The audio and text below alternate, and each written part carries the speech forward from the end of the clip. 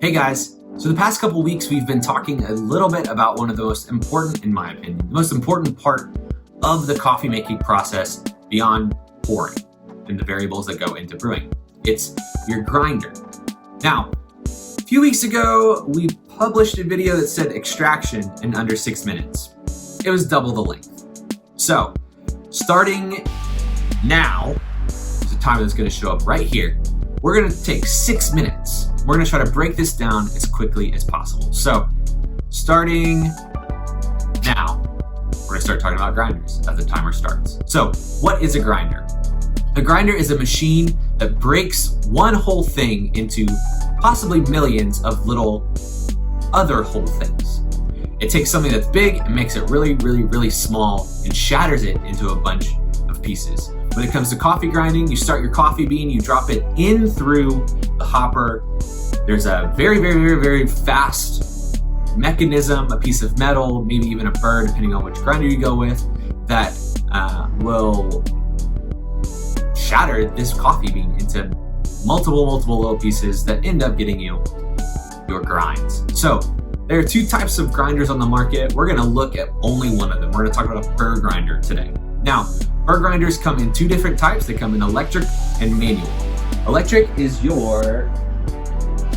basically your Baratza Encore. This is one of the most widely accepted and widely used mid-range, mid-price, at-home grinders. I love mine. It's great for if you're making multiple cups of coffee over the day or grinding a lot of coffee over time. What happens in an electric grinder is you have two burrs. You have one that sits on top, one that sits on bottom. One of them will spin, usually the bottom burr, because that's where the motor is attached. The bottom burr will spin very fast in order to consistently and evenly shatter all of those coffee grounds into the same particle size. Now, when you get into grind size, you see on there like a 0 to 40 adjustment. That will determine how far apart or how close the burrs are to each other. You have the stationary burr and the moving burr, and depending on how close they are will create your grind size. Now, in hand grinding options, the manual, you have a crank that turns, and no matter, depending on how fast you turn, will create how fast the coffee grinds. If you're someone who grinds a lot of coffee, like I said, you're gonna want to go with the electric. If you don't have access to power, if you are traveling, if you want to grind a few cups every now and then you want to go with the manual grinder. Usually, electric grinders have a higher price point because electric grinders have a higher price point because there's a lot of components in there. You've got a motor, you've got electricity components that need to go in there, you've got very high quality burrs that are usually considered cafe grade. Now, in the hand grinder world, they're a little bit lower of a price point because they're a simpler build. Really, you have your hopper, your grinding mechanism, your burrs that are in here, and your chute. Pretty simple. So, if you're going for a lot of coffee, electric. Going for a little bit, maybe go with the manual, a little bit less expensive. Now, as time goes on, those burrs that we were talking about, they start to wind down and grind down a little bit, no pun intended. So, how do you keep these grinders and these burrs working just like new? A few different tips here. Number one, try your best not to engage the burrs, turn the motors on, turn the crank, whatever you're doing, unless there's coffee involved. Now, the only time I would recommend adjusting or turning this on or using the grinder when there's not coffee involved is when you're about to grind coffee and you want to adjust the grind size. Typically, it's a lot smoother of an adjustment when you do have the grinder running to adjust the grind size because it makes sure that whatever axle the burrs are on, make sure that it's staying greased and staying nice and loose so that it can spin fast just like it needs to.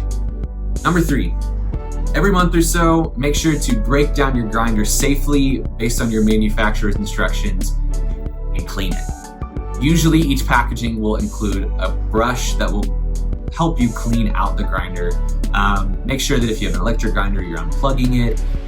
If you have a hand grinder, make sure that you're laying everything out properly. Everything needs to be nice and clean, and use clean surfaces to make sure that nothing gets in there that shouldn't be in there. Take a dry paper towel, take something that is going to properly clean your grinder without adding any water or moisture content in there. If you do decide to use a damp paper towel, make sure you come behind it with that wet or the dry paper towel so that you can clean up any water that's left over, because water will ultimately make coffee start brewing faster. The moment water touches coffee, extraction begins. You don't want that to happen before you want it to happen. Number 4, make sure that also in between each bag of coffee that you're using, if you like to go through a full bag before switching to new coffees, make sure that after each bag too,